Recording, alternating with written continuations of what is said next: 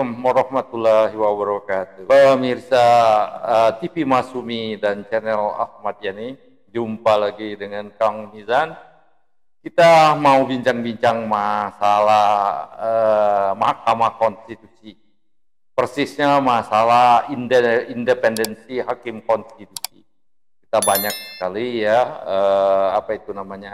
pelajaran-pelajarannya. Yang terakhir masalah Pilpres ya, 2024 sengketanya yang ditolak ya, permohonan dari penggugat pasangan 01 dan 03. Nah, ini diyakini sekali ya, para hakim konstitusi ini bukan melaksanakan tugasnya sesuai dengan nuraninya, sesuai dengan tanggung jawab ketuhanan yang Maha Esa, tapi lebih banyak oleh karena intervensi kekuasaan. Nah, intervensi kekuasaan ini terkait erat dengan bisnis proses pengangkatan hakim konstitusi ini. Yang kita tahu sekarang itu 3 orang ditentukan oleh Presiden, 3 orang dipilih dari Mahkamah Agung, dan 3 orang dari DPR. Dan yang ini praktek bernegara yang buruk, sehingga hakim konstitusi itu terbelenggu daripada orang-orang yang mengangkatnya itu. Nah, ini hadir di kita redaksi Masumi ini Dr. Wazri Afifi, ya, dosen dalam dan luar negeri, ya, wakil ketua Dewan Pakar Partai Masumi. Kita mau berbincang-bincang kira-kira alternatif ya, alternatif yang dicari agar hakim konstitusi ini lebih independen atau 100% independen dan lebih mengutamakan kepentingan negara, sehingga hakim-hakim konstitusi ini betul-betul menjadi guardian of the constitution ya, pengawal konstitusi yang sangat dipercaya. Assalamualaikum Pak Wazri. Waalaikumsalam warahmatullahi wabarakatuh. Gimana kira-kira idenya supaya hakim konstitusi ini betul-betul independen dan pro rakyat, pro negara ini, sehingga negara kita akan lebih baik di depan? Ya Pak, gini Pak, sesuai dengan namanya, hakim konstitusi. Berarti dia telah menyerahkan dirinya untuk mengabdi kepada konstitusi. Oke. Dan konstitusi inilah menjadikan hidup atau matinya sebuah bangsa. Betul. Ya. Nah, jadi begini Pak, orang-orang yang diamanatkan untuk menjaga markas konstitusi ini, logikanya tidak memikirkan dunia lagi Pak. Pikirannya hanya untuk kebaikan bangsa ini dan akhirat. Dia sudah habis untuk hidupnya, kecuali untuk mencari pahala yang banyak dengan mengabdi kepada bangsanya. Oke. Oleh sebab itu, pasti dia tidak akan ingat siapa-siapa.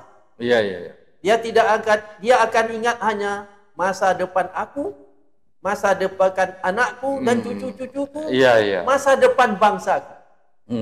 Kalau aku berbuat salah atau melenceng dari kenormalan hidup, maka anak cucuku akan menderita. Dan juga bangsa. Dan juga sejarah bangsa. Karena ditulis dengan tinta merah. Inilah manusia yang telah tidak peduli dengan bangsa. Nah, ini Pak. Jadi oleh sebab itu, nampaknya pengalaman selama ini, hakim konstitusi MK yang kita ini, saya dengar dulu pernah bangsa ini memohon PT Presidential Threshold 0%. 0% memohon. Sampai saya dengar kalau nggak salah 39 permohonan. Lebih dari 30. Semuanya ditolak. Banyak kasus lain banyak sekali yang mengindikasikan ketidakindependensinya, ketidakmandirian dari hakim konstitusinya. Salah satu mengenai permohonan presidensial threshold. Dan kemudian yang jelas sekali diakui oleh hakim konstitusi sendiri, masalah umur. Masalah umur calon wakil presiden kita ya. Nah, yang itu banyak lagi itu. Nah, sekarang kira-kira sosok yang kita cari yang hanya memikirkan bangsa dan akhirat nanti yang tidak akan terpengaruh oleh intervensi kekuasaan, itu kira-kira sosok yang bagaimana Pak ini Wazri? Berdasarkan pengalaman selama ini, maka cara atau sistem pemilihan hakim konstitusi mungkin perlu diperpikirkan. Itu ya, bagaimana itu kalau menurut ini Profesor Wazri? Bagi kita mudah aja Pak, cari orang seperti tadi. Orang yang tidak pernah memikirkan lagi dunia. Hanya orang yang memikirkan akhirat dan masa depan bangsanya. Siapa itu? Siapa itu? Sebagai contoh. Contoh antara lain, kalau kita ambil dari orang kampung yang jujur, tidak mungkin. Karena ilmu hukumnya tidak cukup. Harus ahli. Tetapi pengabdiannya Pak bisa bertanding dengan orang kota. Di kampung itu Pak, jangan coba-coba. Kalau membuat salah saja, yang menghukum dia bukan manusia, harimau. Ini Pak, kalau dia orang misalnya ada salah nih, masyarakat diam aja. Nanti malam harimau datang ke rumah. Jadi orang kampung karena dihukum oleh harimau, maka dia jujur separuh mati Pak. Orang kita ini gimana? Di sana orang kota seperti orang kita cari sosok yang bakal mengabdi 100% untuk negara ini dan untuk akhirat. Kalau dia berbuat curang, dia bakal dimakan harimau. Kalau di kampung. Di kampung. Kalau untuk hakim konstitusi ini begitulah orang kampung Pak mengabdi kepada masyarakat. Sekarang kita di masalah bangsa yang luas dan ibu kota yang ramai ini. Mudah aja Pak. Gimana itu? Kita lihat riwayat hidupnya. Track record hakim, track record hakim pegawai negeri. Kalau ada hakim tidak pernah naik pangkat, itu kita angkat. Orang yang tidak pernah naik pangkat biasanya di Republik Mimpi. Adalah orang jujur Pak. Di Republik Mimpi Pak, orang jujur itu pangkat tidak pernah naik. Jadi kriteria pertamanya hakim karir yang tidak pernah naik pangkat. Itu ada membuktikan bahwa nuraninya adalah nurani perjuangan. Yang kedua gimana? Yang kedua adalah orang berilmu tinggi, yaitu guru besar. Guru besar, profesor maksudnya. Profesor. Yang profesor itu sudah dibuktikan oleh dissenting opinion. Ketiga-tiganya profesor. Berarti yang tiga profesor ini telah menyelamatkan nama profesor yang lain. Nah, yang kita ragukan nih yang 5 hakim yang ini.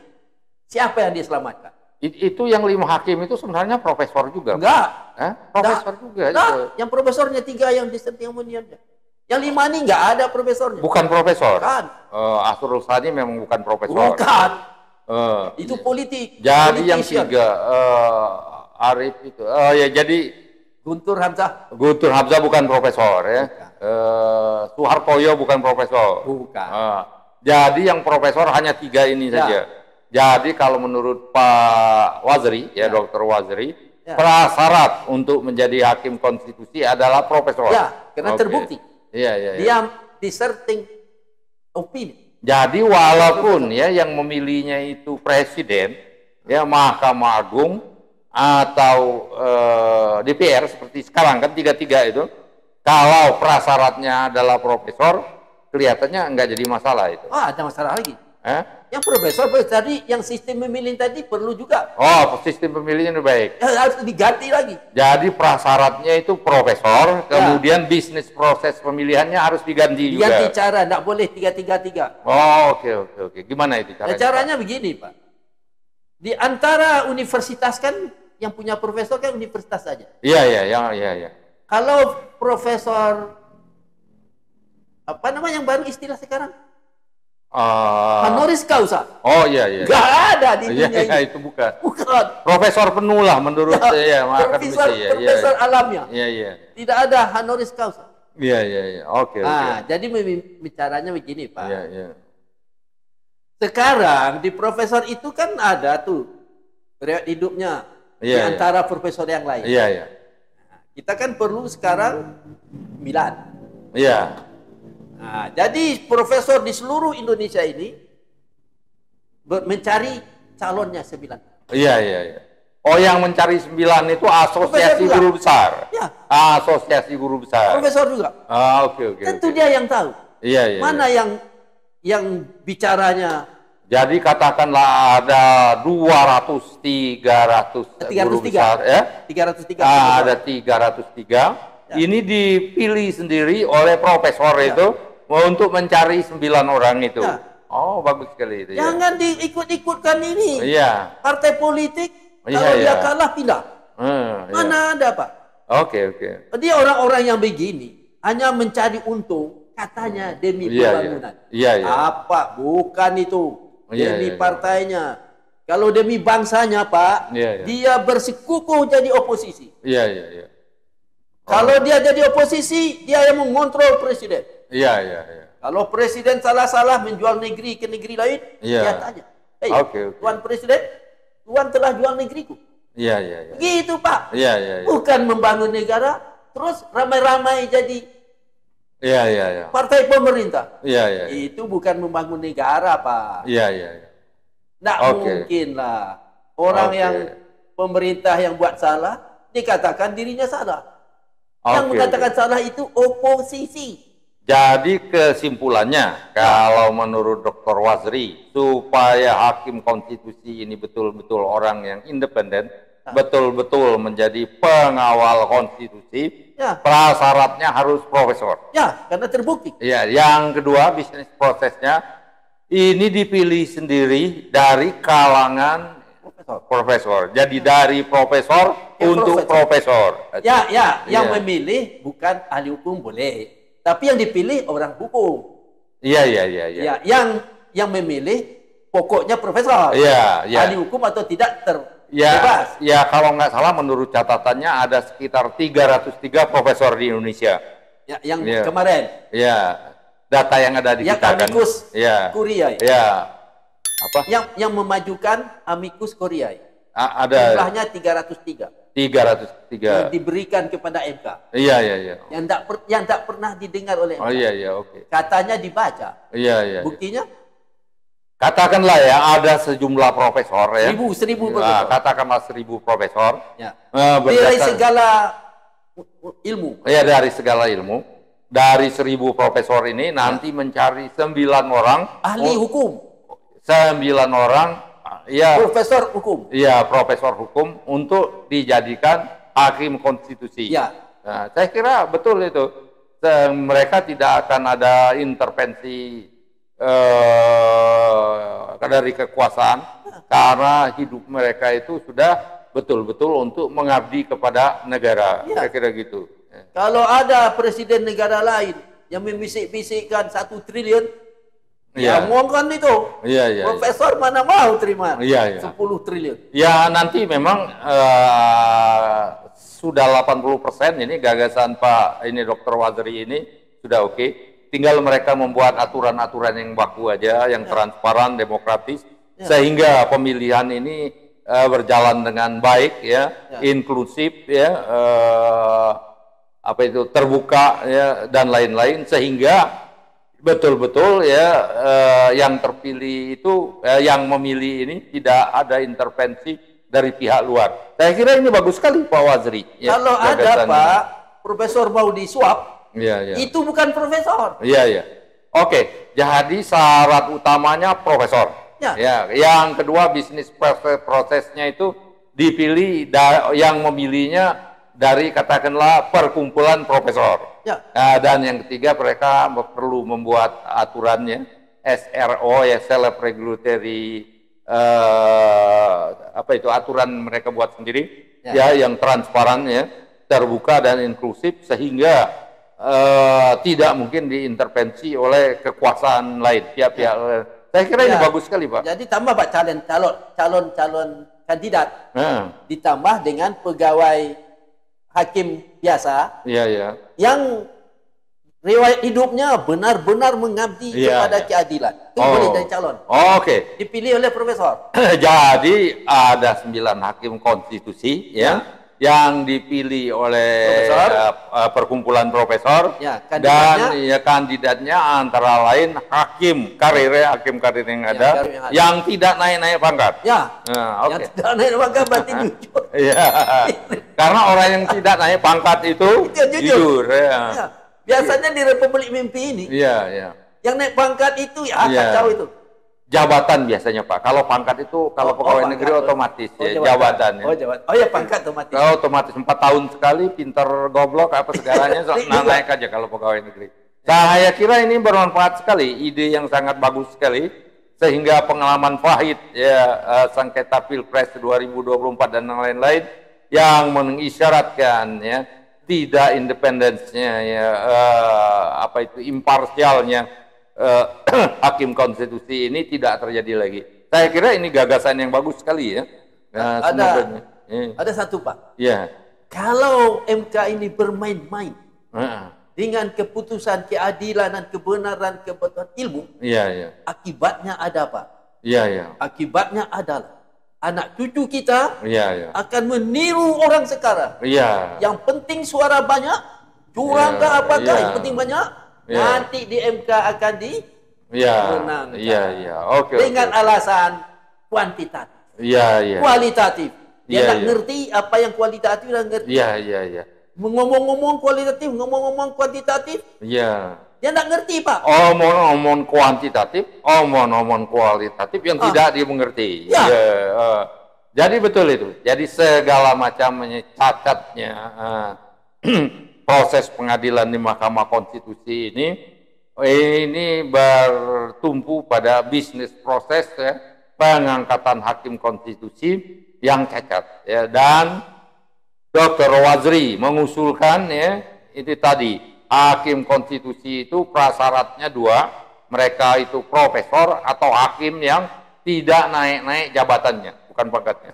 Dan kedua, mereka itu bukan dipilih oleh pemerintah, presiden, bukan dipilih oleh Mahkamah Agung, dan bukan juga dipilih oleh DPR. Tapi yang memilihnya adalah perkumpulan profesor itu sendiri. Profesor dalam negeri dan luar negeri. Dan oleh karena itu, perkumpulan ini, asosiasi ini harus membuat aturan-aturan yang kredibel, transparan, inklusif, sehingga meyakinkan seluruh kita semua, seluruh rakyat bahwa bisnis proses ini, bahwa proses pemilihan hakim konstitusi ini akan betul-betul sesuai yang kita harapkan. Demikian saya kira. Profesor ini Pak, dia tersenyum-senyum dengan penjahat. Tetapi keputusannya tak akan berubah. Betul. Itu profesor. Iya. Jadi itu karena telah dibuktikan oleh 3 dissenting opinion adalah profesor, maka ternyata usulan kita ini ada alasan Pak. Ada alasan dan sangat beralasan sekali. Sangat beralasan sekali. Ini sangat beralasan sekali dan sangat kredibel usulan kita ini. Saya kira demikian pemirsa. Ini sangat bermanfaat sekali karena pengalaman pahit kita dalam peradilan Mahkamah Konstitusi yang terus berulang ini, sehingga ke depannya pengalaman pahit ini tidak terulang kembali. Demikian pemirsa. Satu lagi Pak. Jangan satu lagi terus. Sama aja dengan Dewan DKPP. Peringatan terakhir. Peringatan terakhir terus. Saya mungkin terpengaruh itu Pak. Oke, ini yang terakhir betul-betul Nah gini Pak. Jadi dengan pembicaraan kita sekarang, kita berharap ke semua bangsa ini insaflah. Jangan mementingkan guru, jangan mementingkan kelompok, jangan mementingkan bisnis. Ini bahayanya Pak. Partai-partai ini takut jadi oposisi. Kenapa Pak? Karena bisnisnya akan dihancurkan oleh penguasa. Tidak boleh begitu. Suruh dia jadi oposisi. Jangan kacau bisnisnya. Kalau dikacau bisnisnya, bagaimana dia hidup? Oleh sebab itu berhentilah, baik penguasa maupun rakyat, berhentilah untuk kepentingan sesaat. Harus memikirkan masa depan yang jauh. Betul. Demikian pemirsa ya, semoga bincang-bincang kita sore ini bermanfaat bagi kita semua. Wabillahi taufik wal hidayah. Wassalamualaikum warahmatullahi wabarakatuh.